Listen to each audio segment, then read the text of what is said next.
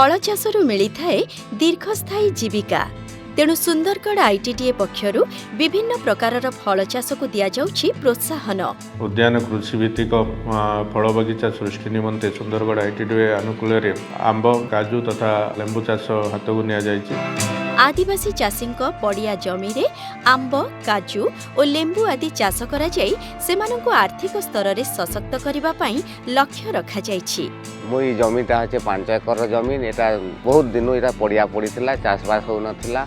एटा Sundargarh ITDA तरफ मते आम गछ देथिले गछ सब बड़ बड़ है कि एटा फूल फल भी होछि। लेंबू गछ 3 एकर जमीन रे लगैछु। जति कि हमर लेंबू गछ अछि सेथिरे आमे बहुत भलो लेंबू हेबो बोली हमर आशा भा विश्वास।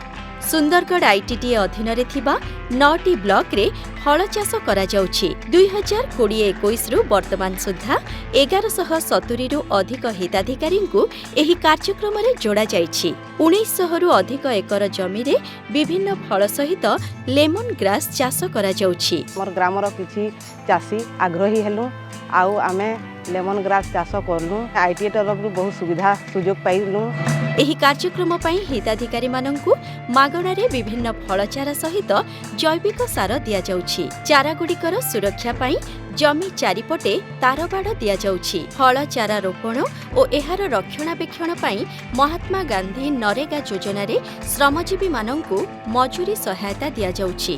बेनिफिशियरी को समस्त इनपुट संपूर्ण मागणा रे दिया होछि। एमजीएनआरजीएस रे आमे सेमानकु बाड़र फेंसिंग सहित तांकर जो चारा रहिला आ जैविक सार इत्यादि रोचे। फल चाष सहित मिशन जीविका अधीन रे इंटर क्रॉपिंग उपरे गुरुत्व दिया जाउछि। आंब काजू और लेंबू गछ मझिरे हिताधिकारी माने विभिन्न पनीपरिबा चाष करिसंती। एहा सेमानंकु दीर्घस्थायी लाभ देबारे विशेष सहायक होई परिबो।